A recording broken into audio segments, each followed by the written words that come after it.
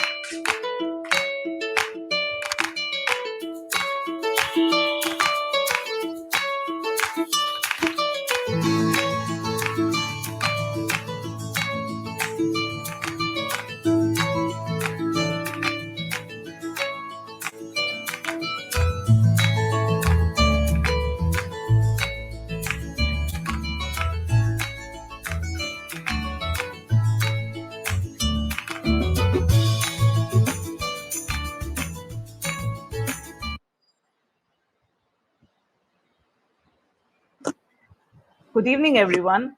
Welcome to YT Systems and Research.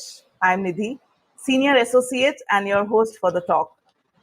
After a successful 10 months of running Imaginal Talk series on learning and skills development, we are back with the 11th episode.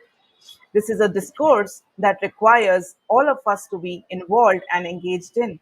It has the power to a bestseller book on Amazon. In conversation with Ms. Jyothi Shankar, Director and Consultant, Mind Your Gaps LLC, Texas, USA, and Ms. Farida Patel Venkat, former corporate executive and currently an acclaimed Bollywood actress. I'm sure this evening will not only be an interesting one, but also packed with many takeaways. Without further delay, let's proceed to hear today's guest on Imaginal Talk. Over to you, ma'am. Thank you, Nidhi. Once again, a hearty welcome to all those who have joined our 11th live episode this evening. Let me introduce you to the idea behind the series. It is conceived to offer very personal perspectives about the role learning has played in the lives of our guests. When I see firsthand the whole idea of learning is undergoing a radical change. There is so much that is thought, spoken, written, experienced, questioned, and even planned in policies that it has left the whole world in a conundrum about its relevance or its utility. This talk series is dedicated to deconstructing and understanding this very change. Many ask me about why we've named the talk Imaginal. What is Imaginal? Imaginal is the last stage after which the caterpillar transforms into a butterfly. We also know it as the pupa stage. The entire metamorphosis the butterfly is undergoing is an almost magical process, rarely found elsewhere in the world of living species. For one, the different forms in the metamorphosis are distinct from one another, that while in a particular stage, it would be difficult to imagine how the next form would appear for those who see it from the outside. And you must also know that this stage of development is stage wise development is actually completely lost on the butterfly. It does not remember how it looked when it was a caterpillar, and neither does the caterpillar know how it would look in future when it becomes a butterfly. Miraculous, isn't it? So, over 3 decades now, I frequently came across the lines being repeated from learners, which went something like this: we never really learn anything while in school. It's only when we experience the hard knock of reality that we really learn. Much like the caterpillar, which has no clue what it will become in the future, most of us go through learning not exactly knowing how exactly it had been designed to help us grow into useful and beautiful individuals in society. Interestingly, though, this view on learning held by multitudes has always been in contradiction to another reality. The reality is that the desire to enroll in good colleges and acquire degrees is very appealing. At another level, we all are aware that there is no comparative advantage than that of a highly skilled human resource for any country to do well at the global scale. So, why educate oneself if it lacks clarity or is either forgotten or is seen as irrelevant at a later date?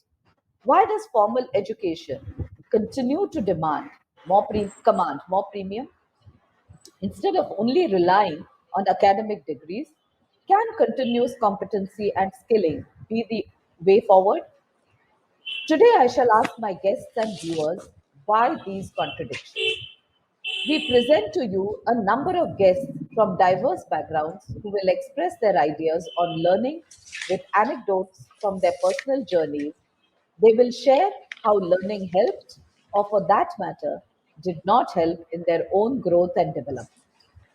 We also urge you to post your reactions and comments and engage with our guests for this evening, Ms. Farida Patel Venkat, freelance actor in Bollywood, and Ms. Jyothi Shankar, director and consultant, Mind Your Gaps, USA. Thank you, Jyothi and Farida, for joining us today and agreeing to share your own experiences on this show. Thank you, Mona. Thank you, Mona. So, let me start by telling you a little bit about Farida first. Farida Patel Venkat has become a very familiar face in Indian households and cineplexes, barely 6 years since becoming a dedicated actor. Farida graduated in guess what? Microbiology. While in Mumbai, she keenly pursued theatre. It was her primary passion then. Getting an education being of huge importance at that time, as we all know, we belong to a generation which thought education was the only way forward in life. She enrolled in the Masters in Business Administration program at the Symbiosis Institute of Business Management in Pune. Upon her graduation, Farida rewrote corporate history when she bore upon a corporate multinational giant, Cadbury's, to recruit her in the sales division. Imagine sales back then. Up until then, no FMCG in India had ever considered placing women in frontline sales, which involved going into remote villages with no basic facilities for women. Well, there was no looking back as she climbed the ladder of success and led a team of 20 in Maharashtra and onward to becoming the brand sales manager of Hyderabad, handling sales for three southern states. Thereafter, in between various places in India and Sri Lanka, Farida took up several assignments that kept her busy with both her home and work. Uh, then, finally, when she felt that her family responsibilities were decreasing, She decided to take up afresh her passion for acting, this time, though, in a different medium. Already since 2015, she has a huge body of work to show, with over 100 commercials, 14 movies, which include Dear Zindagi, Freaky Ali, and Serious Men on the OTT platform Netflix, 10 short films, 8 web series, and 3 TV serials under her belt. Wow. Now we have Jyothi Shankar, who graduated in computer science from the Bangalore Institute of Technology. She worked in the Defense Research Development Organization for a couple of years before moving to the US for her master's in human factors and user interface design from the Texas A&M University, after which she worked for several years in leading global giants such as AT&T and T and Alcatel-Lucent, and worked on projects with several other organizations, both in the private sector and government. In the US, UK, and Australia, she went on to acquiring another master's in technical communication and information design, this time from the Illinois Institute of Technology, USA. Since 2013, with her own firm, Mind Your Gaps, Jyoti is busy with clients that are drawn from the government departments and corporates in the field of mass transit systems, health, education, mobile technologies, public libraries, and many others. These projects are either in the area of UI, UX, or in learning or training design and development. She has, in more recent years, expanded her methods to embrace the approaches of design thinking and service design.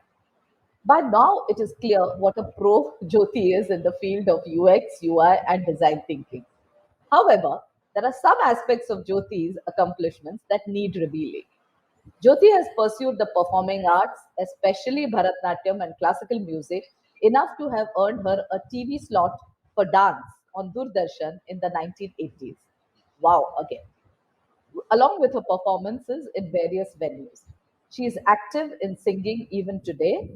Her other pursuits include traveling and writing extensively of the places she visits with an itinerary for each place. This she does via her silver avenues on social media. I think perhaps the way she takes her audience through the places she travels reveals her mastery on the UX UI craft. She keeps realizing her dream of being a global citizen, not just through her travels, but through spending some years working in different parts of the world.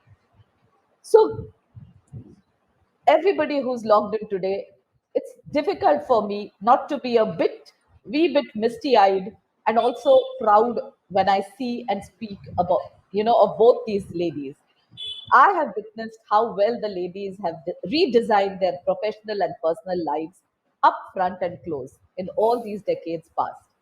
By bringing our eclectic guests together, one actor and another a technical person, we have a bold attempt. We are actually making a bold attempt to unearth important competencies required to understand the technical and the non technical aspects of user experience and design thinking.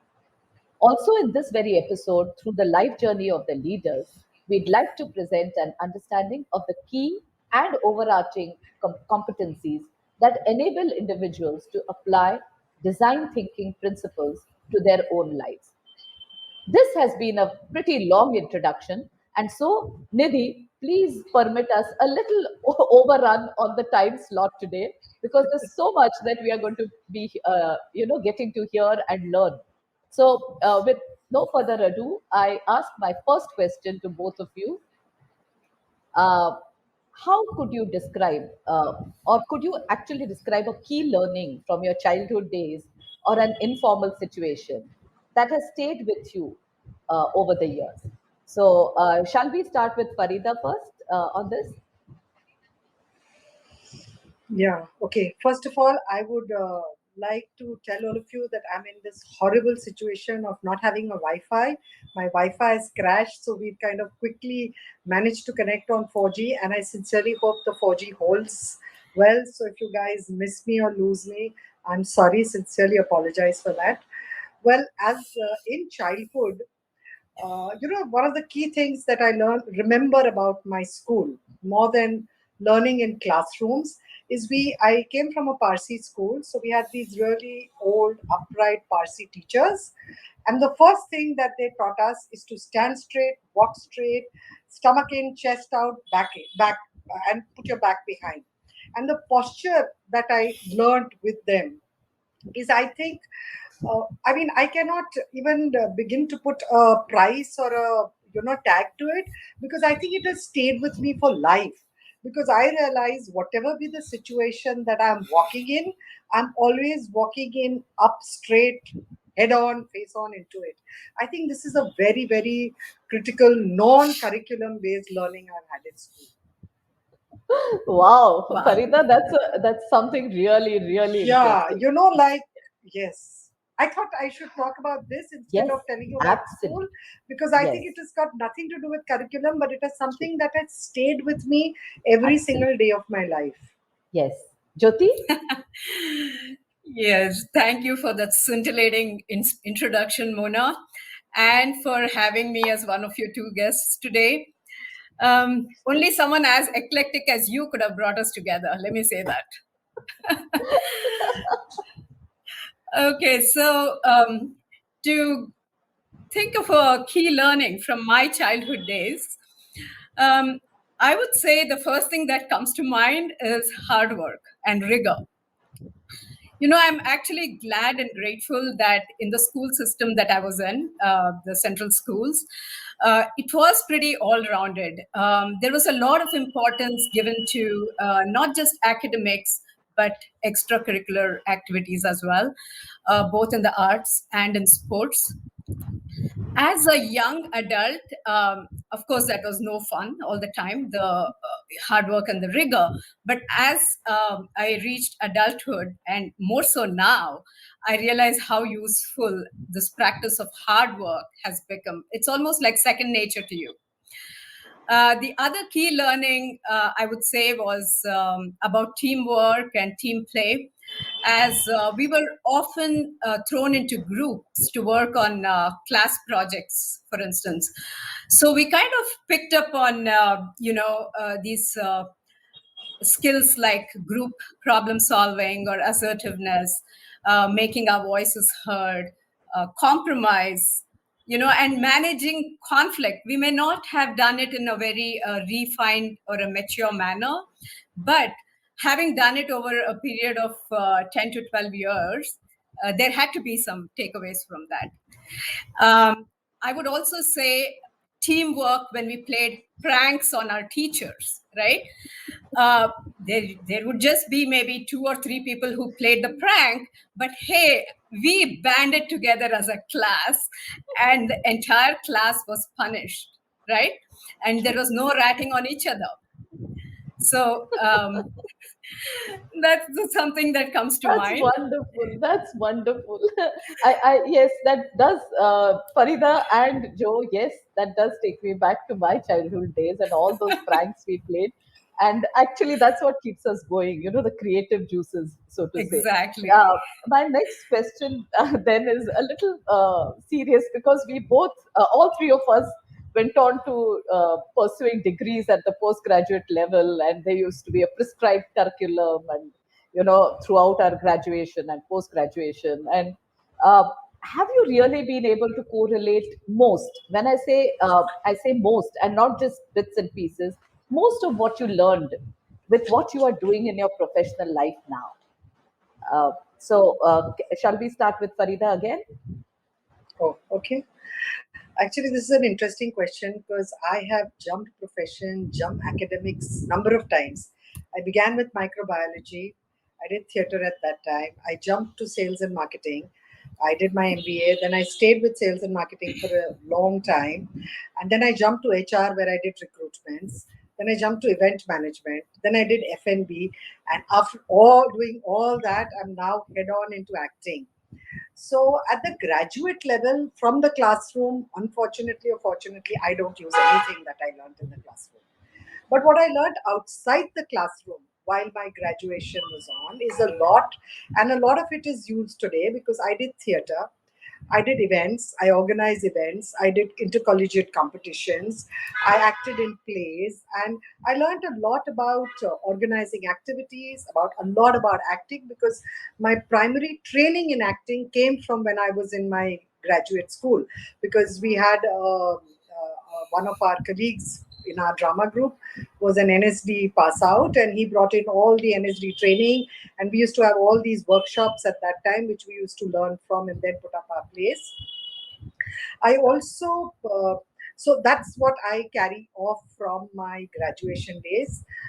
Less academics, more what I learned from out of classroom and other activities that I did, interacting with people, managing groups, handling competitions, handling colleges and stuff like that. Post graduation, as you know, I did an MBA in sales and marketing, which I used for the longest in all my life, and surprisingly, so I continue to use today. You would wonder as to what sales and marketing got to do with acting. But when I started this whole journey, I used my intense sales training to find work for myself, because I was completely new to this industry. I knew nothing about this industry. I didn't know what was going on. So I, through some friends and help from people, made a list of places where auditions are going on, where studios are there. And I began very diligently cold calling. Okay, so I would pack my bags every day in the morning, leave home with clothes, a change of clothes, because that's very critical while you're auditioning, because you never know what they're going to ask you. I would leave with my clothes, leave with food, and go to all the studios and cold call. And because I was so unabashed about the whole idea, because that's what your sales training teaches you, go into unknown areas, go into unknown territories, be strong, be brave, and talk. Okay, which is what I True. did.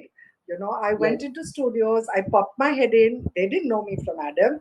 And I said, listen, you know what? I used to be an actor and I want to act again. And can you tell me what I need to do? I think most of the people were just so shocked with this approach, because I don't think they've ever seen some woman with white hair. And that time I used to carry short gray hair, Right. pop in and say, listen, I want to act. And, they were like, okay, why don't you come in and give in your introduction to us and, leave some pictures and send us your details and we will see what we can do. So I think I really used that to get work. And I think it really paid off, because I did this non-stop for over 6 months, walking the beat, as we call it Right. in sales. Yes. Yeah, thank you, Jyoti. Wonderful. Eventually, when I started getting into advertising, I realized that a lot of my sales and marketing, though not directly, we're not expected as actors to know the brand, to know the product, to know the positioning, to think or understand what the director or the ad is trying to communicate. But my training in sales and marketing, especially brands and understanding what the brands and customers and consumer interaction is all about, did help me understand what the communication we were trying to get across was, and which helped me talk to the directors in a more sensible, intelligent way, ask them more relevant questions about what is it that you're trying to communicate, because not every time is a direct can you understand what you're trying to say. They will tell you, give you an they'll tell you, okay, I want this emotion. But if you understand the thought behind what is the reason why they want the emotion or the expression or a reaction or what you're saying and the reason why you're doing it, I think it makes the whole activity much more convincing. That's right. You come across, because you know what you're trying to do, you know what you're saying. That's right. And Yes. that has gone a really long way. My sales and marketing training ad does go a really long way every time I do an ad shoot. Wow. Jyoti? So I think Yeah, that's that ties in beautifully with UI UX design, by the way. Oh, Okay, but coming to your question, with regards to using the prescribed curriculum post graduation, right? I would say yes and no. In the first couple of years of my professional life, after my bachelor's, um, I did use a lot of what I had learned, programming languages, databases, data structures, and so on. But there were also an array of subjects that I did not use. But I'll say that after my master's, I applied a lot of that learning and knowledge well into my professional life. I used my learning of human factors and cognitive behaviors, psychology, research methods, UI design, etc. Even today, I continue to use those skills and knowledge as I design or evaluate user interfaces or design customer experiences. So one always needs to kind of understand the pulse of the user, just like what Farida said, understanding the pulse of the audience and so on. So I kind of correlate what I do to what Farida just described. So yes, the answer to your question was both yes and no. Thank you, Joe. I mean, Farida and Joe, I think we are perhaps moving a little closer to kind of trying to find where these things kind of meet and converge. And very interesting to know that some one of you says that you've hardly used anything at the graduation level, and but yes, at the post graduation you got many more skills that were usable in nature. Now, this is for both of you again. Which particular technical and non-technical skills are needed for professionals in your field? I know you all have covered some, but those that you that got left out, and it doesn't matter whether you're in UX or you're in sales or you're in acting. These are skills. There are definitely some technical skills and some non-technical skills that are in place. So, can you go in first, Jyoti, with this one? Sure. Any technical and non-technical that you can think of? Yes. So design thinking, since that's the topic we have mentioned, design thinking is a very creative space. So I came from the kind of education which was more absolute in nature to a profession that's a little more, creative and relative in nature.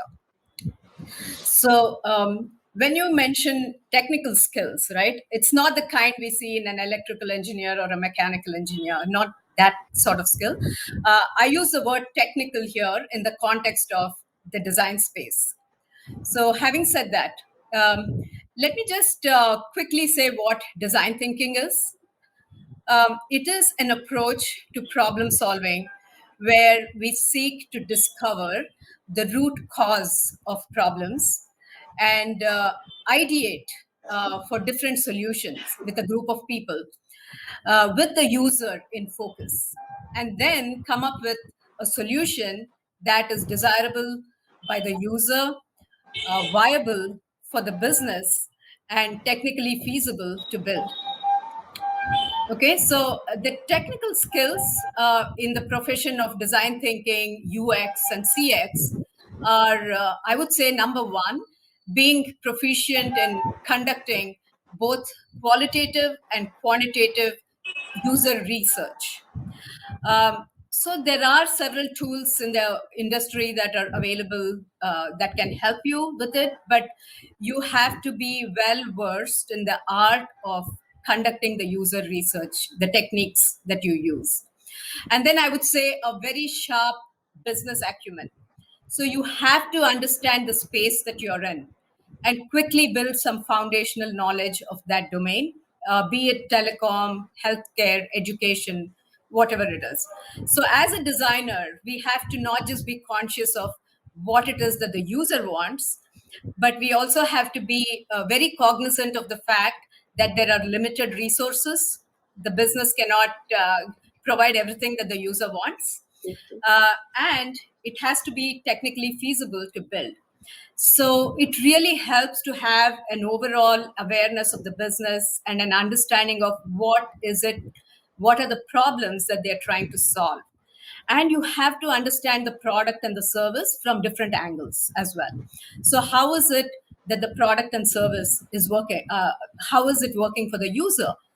Is it the way that the creators intended it to be used, right? So that's like the business acumen. You have to be a skilled facilitator. So facilitation skills are meant to bring people together at the table and get them to unearth the root causes of the problem, get them to exchange ideas. And as a facilitator, you have to be able to separate the core messages from the noise, right? Right. You pick up the core messages, the core information, OG. ask follow up questions, make sure that uh, you're helping the team converge on their discussions and help them reach a decision. So there are again, age-old tools like the flip chart and the marker pens that we used to use. But of course, these days, we have gone online and we use tools like Miro and Mural, etc. There are several of them out there. And then, very importantly, you have to, of course, know your UI and UX principles, which is the backbone, right? You have to be knowledgeable about the user interface elements, whether you're doing web design or mobile design, you're designing for a tablet. What are the components that you need to use, where, and why? Um, and again, you can use several different tools that are out there to do your flow charting, to you do your wireframing and prototyping. I personally love using tools like Figma and Framer to do this sort of thing. And you're going to be sharing these designs with the product teams, your product manager, the development teams, and so it serves as an artifact that is kind of common to all these teams. Finally, a technical skill would be usability testing, right? You want to test how your product is working with your users.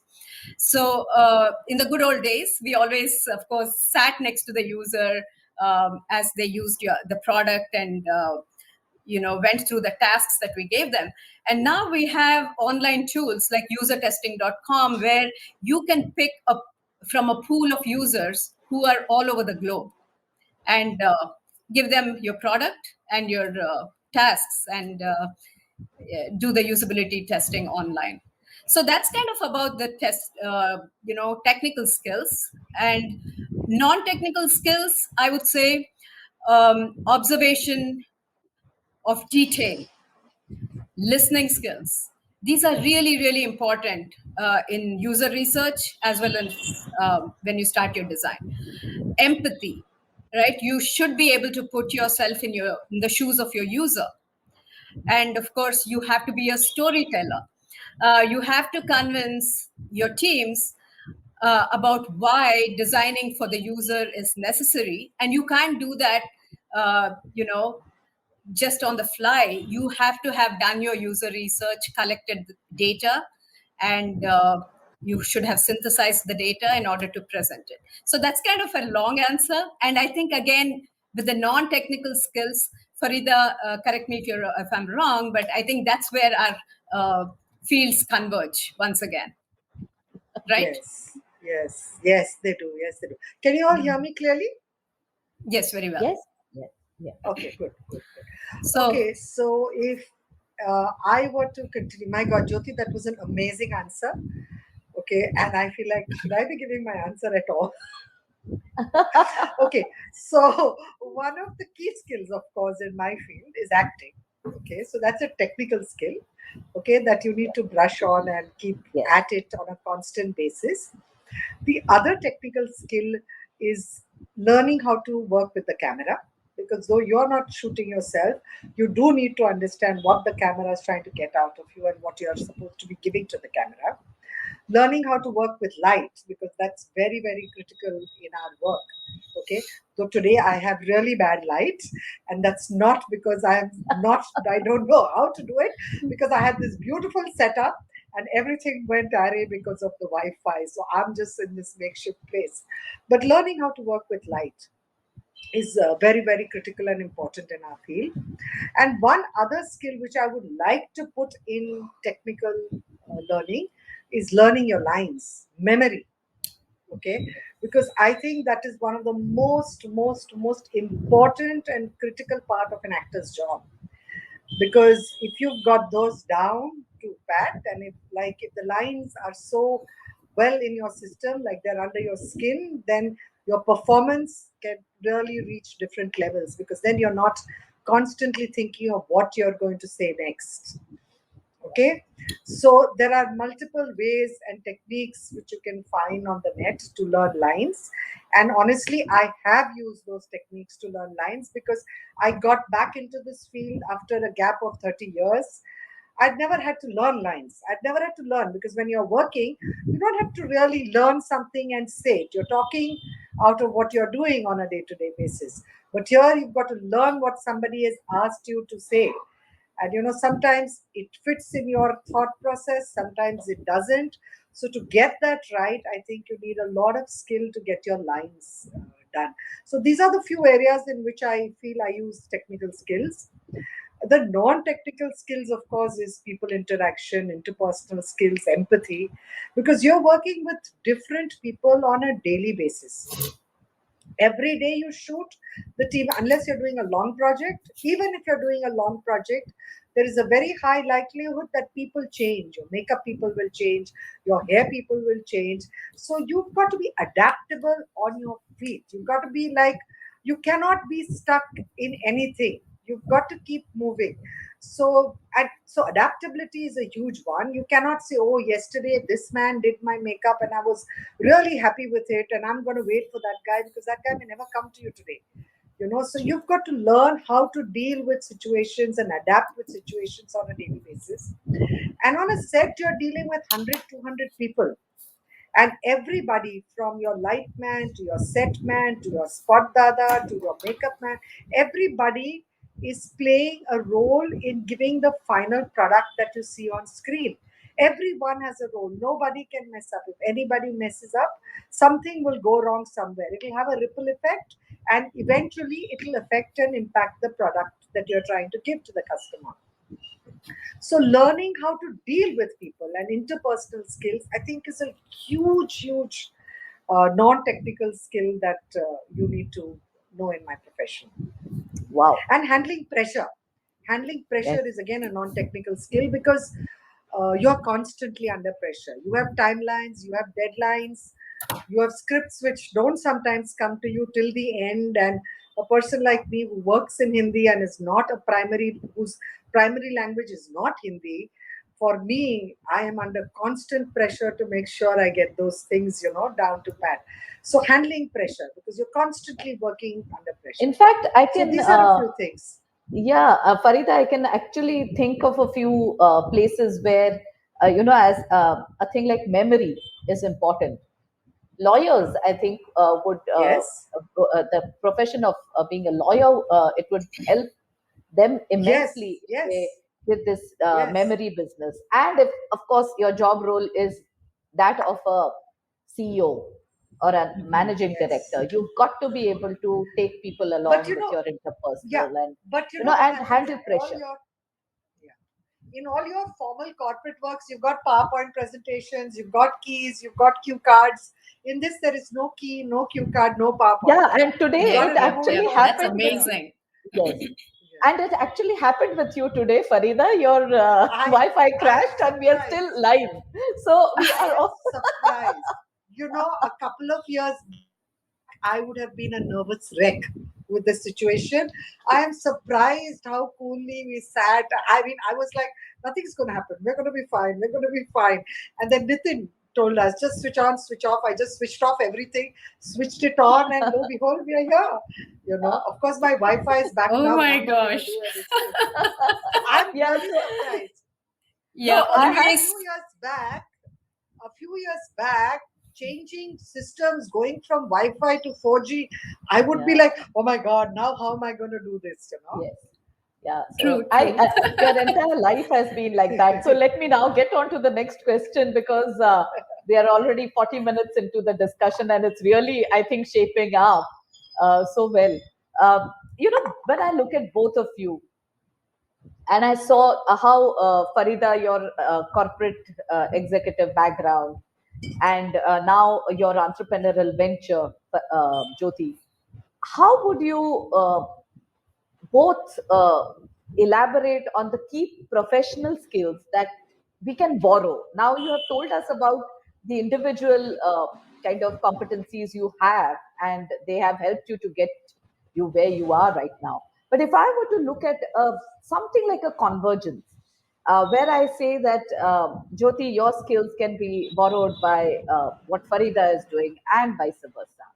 Which do you think come to mind? Because to me, Joe, it's UX and design thinking, which is where you are, and with Farida, it is management and acting, Yeah.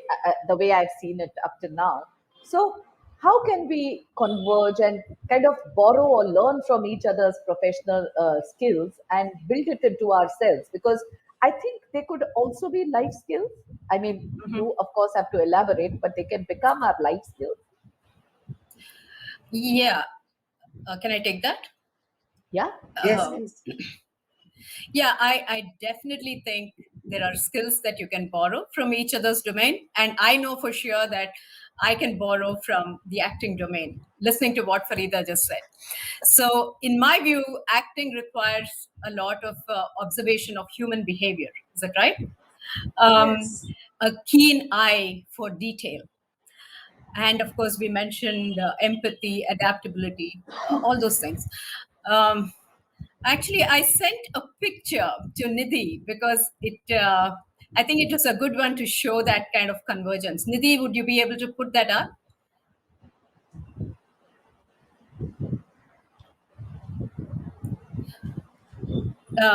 Yeah, I hope everyone can see this. So this is the picture of the of a theater where there's an audience watching, say, a play. So you can see the front stage and backstage, correct? In the world of customer experience, we have what are known as, again, front stage and backstage. Uh, there are front stage components and there are backstage components. So let's say, for example, I am a theater goer, the customer. um, I see an ad for a play on my TV, right? I decide, okay, let me go check its reviews. So I take my phone and Google, check for reviews on my phone. I decide that, okay, this is a play that I want to see. And I go ahead and book a ticket using my laptop. Next, on the day of the play, I drive to the venue, park my car, or take public transport, whichever it is, enter the theater. Maybe I get help from the usher to go find my seat. So, what is this? All of these moments that I mentioned above are what we call as touch points. Okay. So, I interacted either with a device or a person.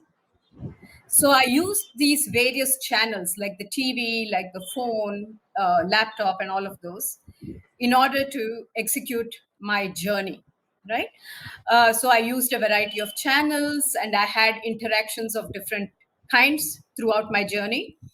So, as an experience designer, my job is that I aim to improve the experience at every single touch point across different channels throughout the customer's journey. So that's what I do. And how about the product? The product is the play itself in this instance. How happy was I with this play before, during, and after? So I don't have much control as a designer in improving this play, right? That is not my realm of expertise. So maybe, yes, a short course on acting from Farida's domain would help bring some of those tools into my arsenal, right? I could then maybe be a better designer. So that's an example of, say, a skill or a competency or knowledge that I can borrow from Farida's domain. And if you look at this picture again, there is something called a backstage. So there are different components in the backstage, right? It could be the various policies that are in place, the technology that is being used, the infrastructure, the systems. So as a designer, perhaps I would work with all of those people who are responsible for those backstage components. And again, it would be my job to bring the front stage and the backstage together in a seamless way. You don't really see the backstage, to give the user a great product or an experience. So that's sort of where the convergence lies. So I let Farida talk about her view of this picture. Wow, Jyothi, this is so beautifully explained by you. I don't think I Thank can you. add much to it, but I must say that what happens in the technical field has impacted our lives, especially in the last 2 years. All of us have been super focused on user experience because though we were doing human interactions on a daily basis, we were not really looking at it as user experience till COVID struck us. And when COVID hit us, all of us did everything online. Okay. And which is when the whole enormity of what you people do to give the user experience really hit home. Because from shopping online to talking online to understanding how to handle Zoom, we were doing auditions online, we were even shooting on Zoom. We've done home shoots online. Okay, we were shooting online, plays were being done online. So at that time, the whole how this whole user experience with the technical way works is something people like me have never thought about. We never needed to. We never needed Right. to, because you wanted Right. to meet people, you went and met people. For me, it was not even comprehensible that okay, you want to have a meeting, you are having an online meeting. What the hell is an online meeting? Okay, I get out of my house, get ready, take a cab, take a Ola, go meet the person. But this whole thing is what we learned during this whole situation of COVID, and it really changed lives. I mean, today I cannot imagine life without Zoom. Hmm. I cannot imagine. Exactly. I mean, just as close as yesterday, despite so many things opening up, we're still doing work on Zoom. We're still doing auditions on Zoom. So these are the skills. The technical skills are what an actor needs to learn, because being in our field, we generally are oblivious because we are so much into people. True. Okay, Yes. but if you look at so technical skills are something which are really really large, and I think a course on how to handle technical skills, how to better my social media presence, how to Yes. technically improve my user experience on social media, is something I would really like to learn, because that would really help me in my work going further. So because today my user is my director, my cameraman, my dada. Most important user is, of course, my audience. Okay. But beyond that, I have a whole lot of social users, you know, Right. which are Hmm. Hmm. watching me, who are Right. looking at what I'm doing. And I'm not very skilled at using this. I mean, the younger generation is, I must tell you, I'm impressed, In fact, that's where influencers come in play. They have learned how to use your medium and, really explore their potential and explore their market. True. So these are the skills which I think from your domain, if I could learn, would really, really be helpful for me. Wow. This is super. I think we found perhaps a point of convergence finally. Well, we should start to And work going, together, right? I think we should, so. Jyoti, we should. We Yeah, should, at we this should. point, then I can add my two bits, if you don't mind. You Hmm. know, Yes, please.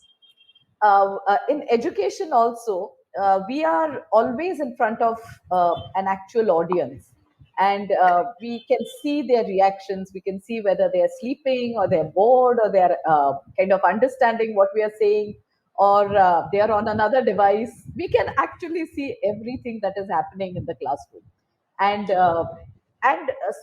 when we deliver in real time, we are able to immediately change course, Hmm. uh, Exactly. depending on the audience reactions. But this cannot happen now with online training. We have to actually keep assuming that the person is online and not checking his the social media while the screen is in front of or any of these things. So uh, I have been pretty impressed, and I've been trying to understand how teachers managed during these times when the class was completely online, and they could do whatever they could, despite being with their screens open and taking a class. Must have been quite a challenge. But yeah, going forward, there'll be those, I guess, Jyoti, there'll be those ways by which we will know whether the student and his, maybe the eyes, or those kind of cues that will be converted into some kind of a software where the teacher will come to know whether everybody is logged in and is actually perhaps listening in and is part of the class and stuff like that, apart from the tangible cues of actually asking a question and the person saying that, oh yes, I'm there, ma'am, I'm here, or whatever. But I think like how we had the TAT, the thematic perception tests, or we have the in behavioral also, they use it, I believe, in different kind of media where Mhm. if your eye falls onto an advertisement when you're scrolling, then they kind of try to plug in more ads. Promote. Mhm, Yeah, mhm. so those kind of things will have to perhaps come into edtech, and we will have to also learn from there. So So true. Yeah, wow, yeah, I think this is very good, and I think we can.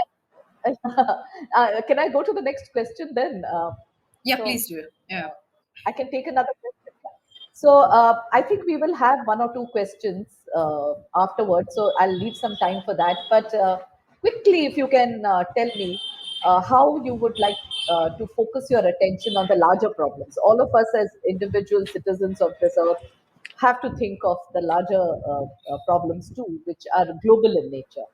So they could be environmental risks, they could be natural environment, of course. Then there could be something like youth skill development. We see around us that people sometimes do not have jobs because they don't have a proper skill match to the kind of requirements that are there, contemporary requirements that are there. And people don't have access to development. There are entire continents that don't have enough access to development. So when all these stakeholders are there, Jyoti, and over here, even Farida, you're entrepreneurial in your whole approach, and Joe, you actually have an outfit. So do you think entrepreneurship is the way forward to kind of address some of these problems that humankind is beset with? A quick view on that, not yeah. to elaborate, perhaps. Yes. Absolutely. I think entrepreneurship is a great way to alleviate these kind of problems that you mentioned, both in the areas of sustainability and social responsibility, right? Uh, I would say social responsibility projects are a great platform for entrepreneurs. In fact, last year I worked on one such project with an entrepreneur who is building an educational platform for underprivileged kids and doing youth skills development. So, in the area of the other one, sustainability, right? There are tech companies working on smart city projects.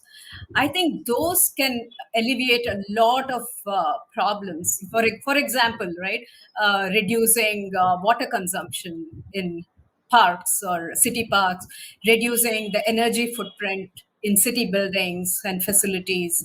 Right. You could install smart street lighting, reduce the carbon footprint by creating things like smart parking, which reduces again the congestion. Um, you can install devices on the streets to reduce crime. So there's like umpteen number of applications, right? So I think an entrepreneurial venture that might take up each of these kind of applications to improve upon would go a very long way in alleviating these kind of sustainability and social responsibility problems. And these companies, the smaller companies, are of course much more agile, and due to their size and the way they work. Uh, so I think it would be a great way to go about it. There are large companies that do it, but again, due to the size and the protocols and red tape, it would be a lot more harder for them to move quickly in the space. Yes, Farida, any thoughts? Okay. I think maybe entrepreneurship is the answer, because today the options and the kind of things that the youngsters can do is so diverse. You could never think about it. I mean, every individual has an idea, and if he or she has an idea, I think the kids are so smart, so driven, and so aware. They know how to get it done. They know how to implement the idea. They know how to plan it, program it, execute it. And I think the youngsters are looking more and more at, doing what they want to do, Correct. not fit into traditional roles that have been set out for so Right. many years. So maybe that is the answer, because, and the good part is that there are a million things they can do today and do it well and earn and live and make an impact and change. And the So fortunate part is that today's generation is so good, is so tuned to the environment, is so conscious of the environment. I mean, we messed it up, they're cleaning it up for us. Correct. Literally, so okay? They're so so tuned, true. so good with it. So they are like in it. I mean, and I think they are going to be the ones that are going to bring tremendous amount of change in the world, Yes. whether it is I environment, think actually sustainability, so much of carbon footprint data. reduction, Sorry. Yes, yeah, whatever be it. I mean, they I are going just to be happened to the. read those. Go on, Mona. I'm sorry, I think there was a It's, lag, yeah. Farida. That's why Mhm. I spoke in between. Sorry, Sorry, no can you problem. just Go on, complete go on, what go you on. said? I'm done. I said the Actually, I was youngsters are thinking going of. to. Okay, There is no, a no. your turn. Okay, I'm going to keep. Yeah, I was saying that exactly what you were saying. I've been reading a lot of data where they say that after all these revolutions, everybody knows there was the agriculture and there was industrial and then there was the IT revolution, and the next age in which we are actually stepping in is the creative entrepreneurship age, where the Gen Z and the generation after that, they would probably be having just that one skill, and they prefer to be footloose and fancy free. They Yes, don't like to be working in large corporates and all that. So they would probably be the people who would be natural entrepreneurs. So creative entrepreneurship, yes, as it is Correct. called, perhaps that is an age that is being ushered in. And all that we spoke of, and yes, Farida, Joe, all these would come in handy because just that one skill could take them for a long time. But Exactly. now, from this, I have one last question.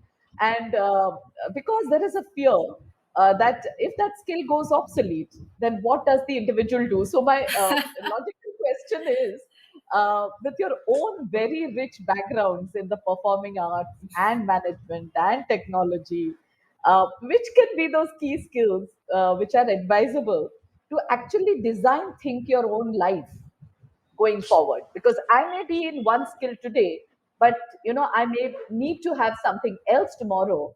And unlike the big corporates that lend so much of stability and opportunities for growth, when these young generation, which will be, as I said, one skill old or one skill people, how will they have to organize their lives or redesign their lives? Because that might happen more often for Hmm. them. So, it actually came out, this question came out from what you told me just now. So, both of you, quickly before we wrap up, and if there are any questions, then Nidhi has to take over from the three of us. So, can you go first, Um, Farida, on this? sure. Uh, yeah, you are right that there is this risk. But you see, why they are super focused and super specializing in that area, there are other skills that they are learning. Today's generation, like because the skills are all linked. The way they are presenting themselves, the skills are all linked. They are learning social skills, they are learning social media skills, they are learning interaction, they are learning people skills, they are learning human skills, they are learning empathy. So these are some of the basic skills which will stay with you, like Jyothi said: hard work, dedication, work detailing, empathy, social skills, interpersonal skills. These are skills that they will co-learn while they are doing their super fine skill project. So when a guy he wants to do music, it's not just that he's making music. Then he's looking at platforms where he can put that music up. He's looking at his end consumer, where he can give Right. it through platforms or through other mediums. He's looking at social media where he can put that up. He's looking at distribution networks where he can show it. So though they look super skilled and super micro focused, they are learning they are learning other skills parallelly, because when they are doing this super skilled super focused activity, they are handling the entire system for that one activity, from making it to Right. distributing it to pleasing the entire chain from Yeah. production to end consumer is handled by them, and therefore they are getting the Right. skills along the way that they need to know. So Right. tomorrow, if So that they're kind particular of skill, And they entrepreneurs. Yes. yeah, are yes, learning on the so they can fly, right? That's the on thing. the They're fly Right. learning on and the quick fly, just in time, completely and immersed. I yeah, think that's just a and they're new way, fast. experiential learning, or Yes, that's a term. I think they are. Right. That's a great skill to have, right? Like, you are constantly upping your skills and knowledge and jumping Right. from one to the other so fast. Right. This is something that our generation take. I mean, we need a lot did of courage to do, to jump from one True. field to the other, as we know. They Yes. don't think of it as courage. It's just something that's so naturally natural. ingrained in them. True. I guess so. Yes. The more I meet But the youngsters, the more I feel it's part of their, topography. I mean, DNA, they exactly. carry. They say DNA, so DNA. what? I DNA. mean, yeah. I would Absolutely. say, to add to that, I would say, like, being one of the skills I think that's very necessary is being self aware of our own strengths and flaws at every point in time. True. True. True. That's the thing. That kind of metacognition is what's going to take us from where we are to where we want to be. Because How beautiful. as long as you're aware of where your key strengths and flaws lie, you're going to be able to leverage your strengths and True. train yourself or learn how to overcome those challenges. And then, of True. course, you need to have a curious mind and be willing to learn and all of that. But Yes. I think Yes. self awareness is a big skill that you really need to cultivate, I agree. and I be agree. receptive to feedback, right? In order to change, you need to be receptive to feedback. So Yeah. that's my 2 cents on that. Very good. Farida, you want to say something or yeah? Can I just add to what Jyoti said about Yes. self-aware? The Yes. thing is that today's generation is not like us, where we thought work was the end and beginning of life. They are more into balance, and the Yeah. more they look at balance of life, the more they're experiencing other things. I mean, today's generation is more into reading about spirituality, maybe more into yoga meditation. So I think Yes. automatically the skill that Jyoti is talking about, I hope and wish they're going to imbibe.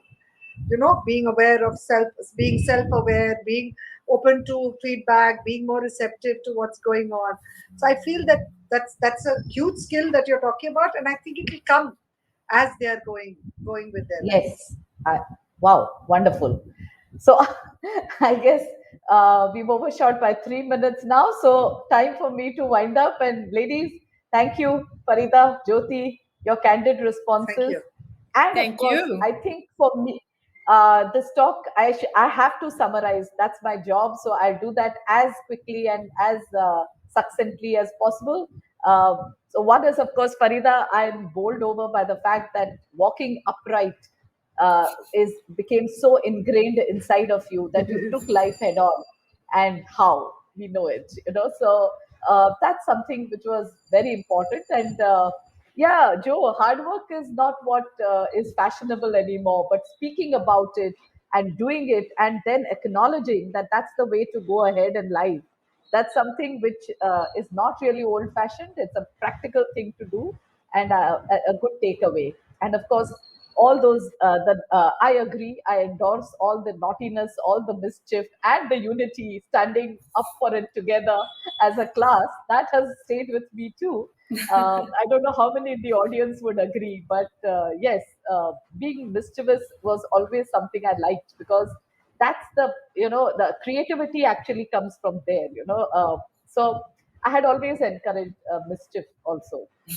Perhaps the three of us are so close because we are mischievous ourselves. I don't know, but we can discover that. So, of course, going forward, you both said that you learned a little bit, not so much in the graduation, Farida, as much as post graduation, where you learned your sales and marketing, your branding, understanding of branding and media and all that.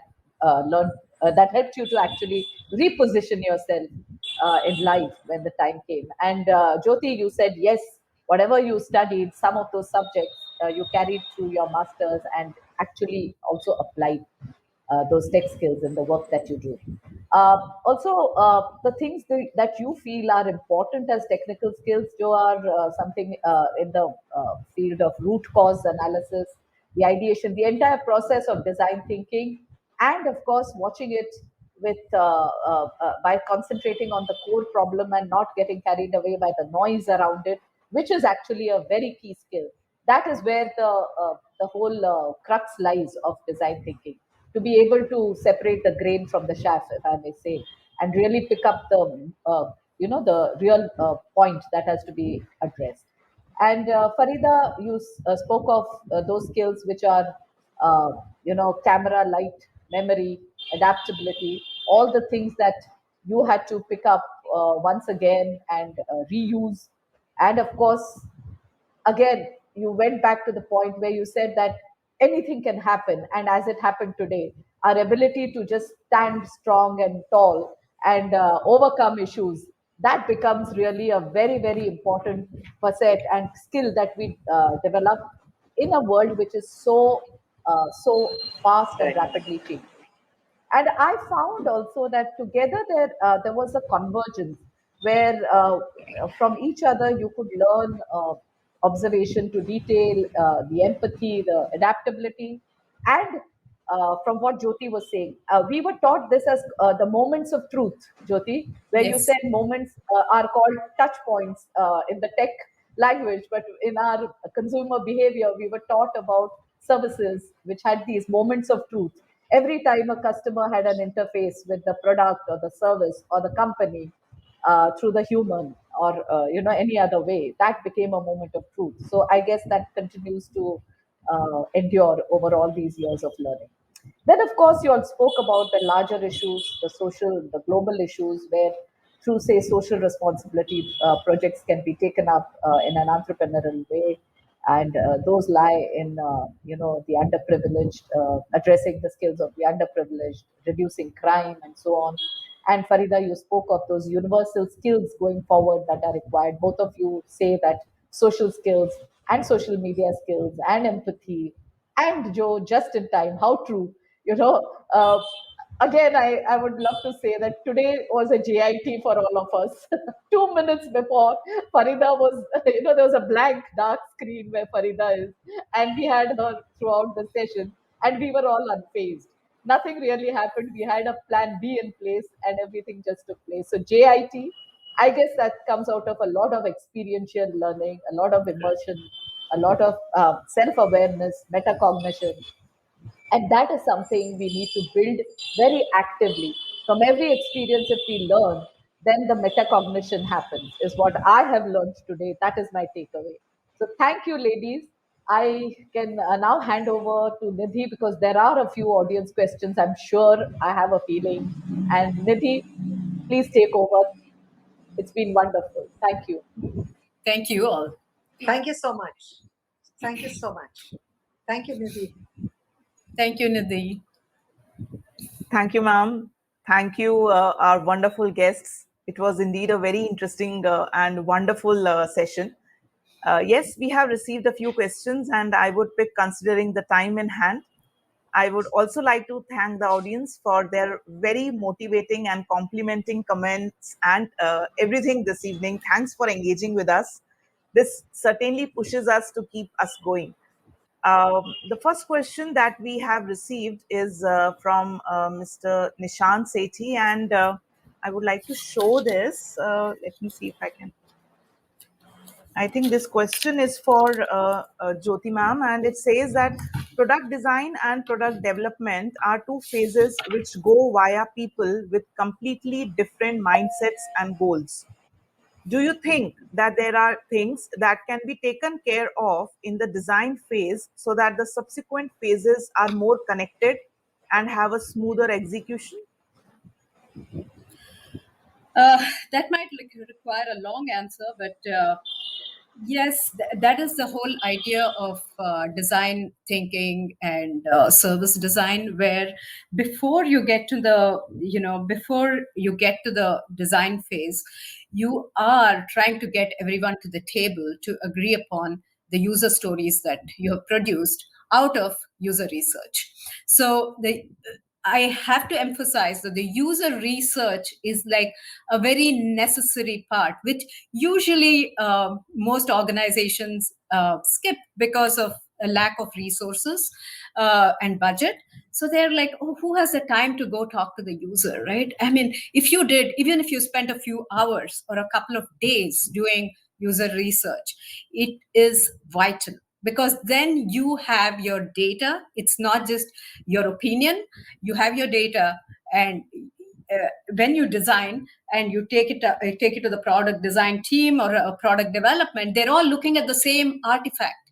They're all looking at the same canvas, and so there is no there should be questions, but there won't be such opposing or a divergence in people coming together to agree upon the product design. So that's my short answer, but there is a lot more to that. And one thing I want to mention, Nidhi, is if people want to kind of chat with me offline, please feel free to go to my website, which is www.mindyourgaps.com, and we can continue discussions like this. That would be, there is an email address. Thank you, ma'am. Thank you so much. Hi, Thank I'm you. back. Yeah, good, Yes, good. I think Uh, we missed you in between, Farida ma'am, and you are Yes, the all back line again. dropped. So, Yes. yes, ma'am, we have a question for you, Farida ma'am, and I will pose the question right now. It says a person may go through multiple jobs in one's life. Earlier, it was job roles. Do you think there is a scope for not overthinking one's future given that nothing works permanently in this rapidly changing world? Absolutely. Absolutely. Also, besides work, I also am into a lot of meditation, and I believe in existence, and I believe you've got to go with the flow. Okay, you've got to go with the flow. You've got to trust the superpower down there. And everything is constantly changing. Life is constantly changing, and to adapt to it is the only thing you've got to do. Just keep moving with the flow. Just keep moving with Yes. the flow. So don't get hung up, don't get stuck up on things. And fortunately, today's generation is very good at doing it. We weren't. It took us a lot of time to change. If we shifted from one job to another, one thought process to another, then with one phone to another, from an Android to yeah, an so true. iPhone, you Mhm. know, from, you remember we used to have Blackberries where we used to do BBMs, Yes, to that to yes. a different phone. It took us forever to understand those things. But I think quick change and being adaptable to change is really, really an important skill everybody needs to develop. Absolutely. Farida, now that you what you said about the superpower, right? Don't ever believe you are the superpower, that we ourselves are the superpower. I would say Not at that's going to lead to never, a lot of trouble, right? You believe in never. something that's That's the higher than biggest myth. yourself. That's a That's the biggest myth. exactly. Believe in something that's higher than you, but don't believe that you are it. Wow. And all our management learning has Definitely, you're made not it. you the big person. Do you know that? That's what we stand in the classroom and keep on telling our students that you are the one who will make the change. You be the change you want to see. Now this stands right on its head. So I don't know. There can be another whole No, that is conversation fair. around. You are No, the no, one to change. But this is a that's whole different different from, topic. yeah, that's different, a little different. It's like Yes. you Good. shouldn't be so full of yourself that you can't see much Absolutely. else around you. That's Yes, what I meant. that's Yes. true. Yeah. And it actually stops you from learning. True, Yeah, That's true. where we exactly. come. A little bit Exactly. of humility helps us to actually learn better. And Correct. actually, there's an interesting question I can see. Can you see this, Nidhi? A little Yes, time on ma'am. this by Yes. by one Janvi Singh. Can Janvi. we have that? Yes. I'll post it. Yes, ma'am. 1 second. So Janvi is saying, thank you for such great insights. Really grateful for your perspectives. She wants to ask, a key aspect of design thinking is the ability to test ideas quickly, fail fast, and iterate constantly.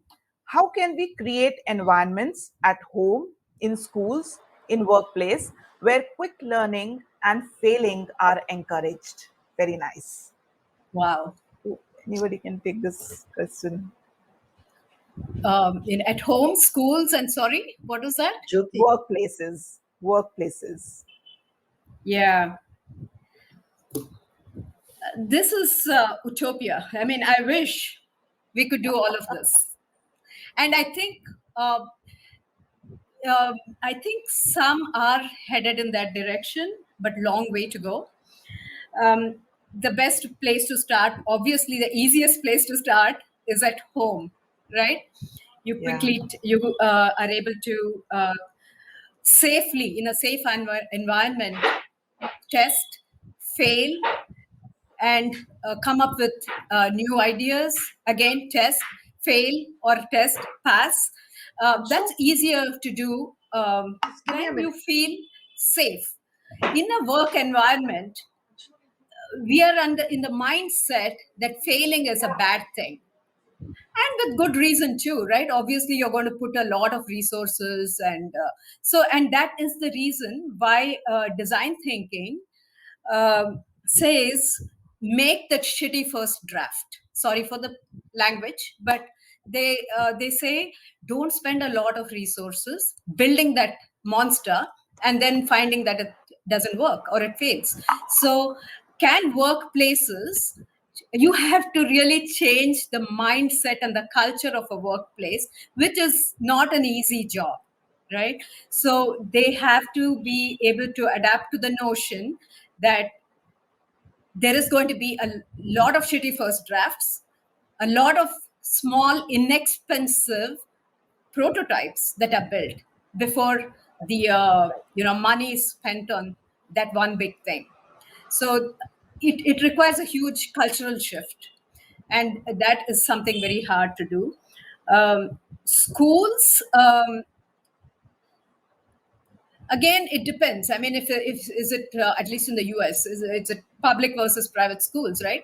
To get something done, it's probably easier to do something like this in a private school environment, where you're able to kind of take design thinking to the level of teaching.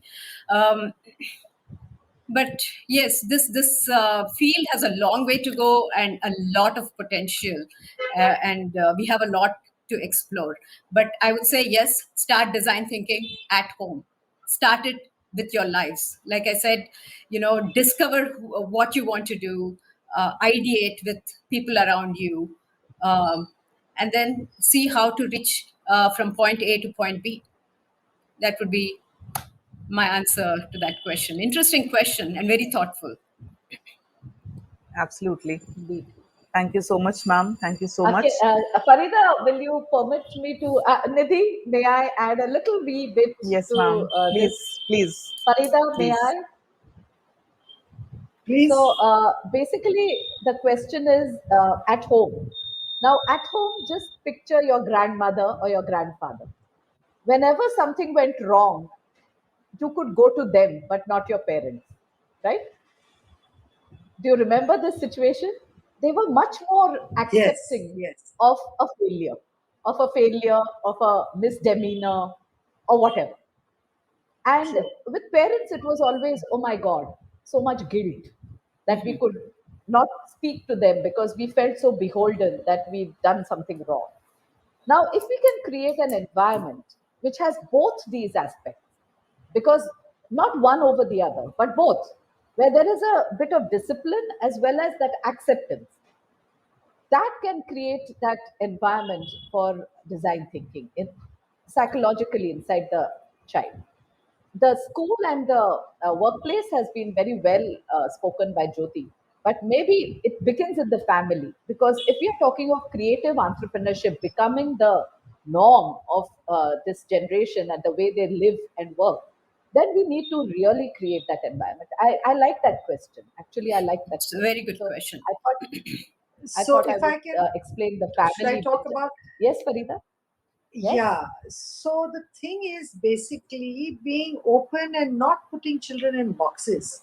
And I think today's parents are, some are learning it the hard way, some are open to it, some are open to children not being in formal, rigid educational roles, that education, taking this rigid education path that they were forced to, or was what generations in the past were forced to. Some parents are open to it, they are more open in their outlook and believe that the children should follow what they are passionate about and are allowing their children to do it. Some parents are not allowing their children. Eventually, children are following what the parents want, and a few years down the line, dropping out and going back to following their passion because they're old enough to do that. Okay, so I think the more in acceptance you are of your role with your children, and more open you are with your children, more honest you are with your children, more genuine you are with your children, and more empathetic you are with your children, I think easier it becomes for the children to be open and genuine and honest with you and tell you what is it that they want to do and where is it that they want to go.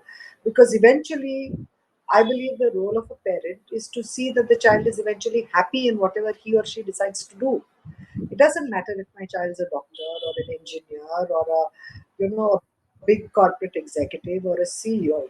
He could be just making something small or doing something on his own and earning his livelihood. Also, the I think children are also becoming happier in less. Yes. Unlike us, True. when we Yeah, thought that we exactly. have to get this bigger So salary and get to this home, have this house, get this car, kids are not so caught up in all this today. And it is so very true. difficult for parents of our generation to understand that. We cannot fathom why they are not caught up in all this because we were so caught up in all this. But the So reality is true. that you don't really need all of it. You can have a little less and be still happy. So the How acceptance of what the children are heading towards and wanting is most critical and important. Like, I Correct, mean, correct. my children don't want a car, and I am like, don't want to learn how to drive. They say, why do I need a car? I'm in Bombay. I want to use the train.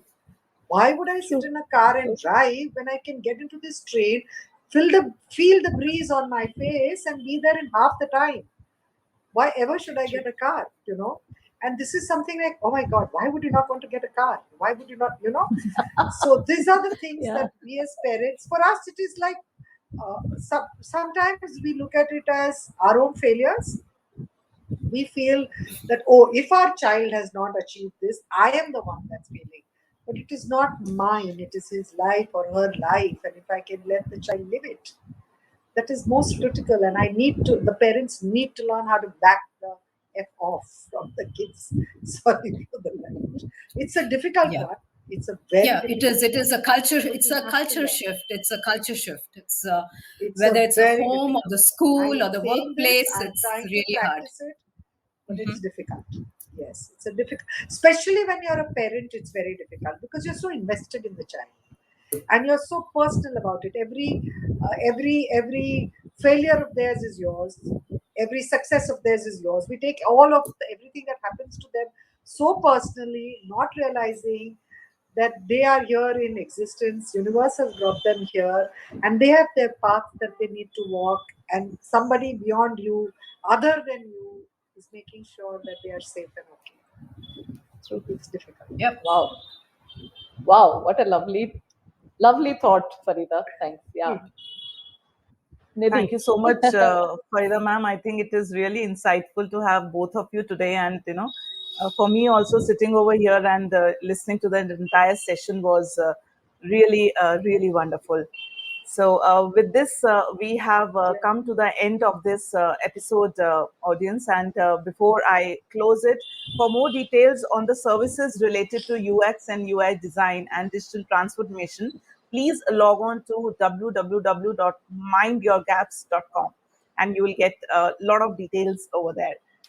All those viewers who would like to have a certificate of attendance may please leave their email addresses in the chat box, and we will send you a certificate.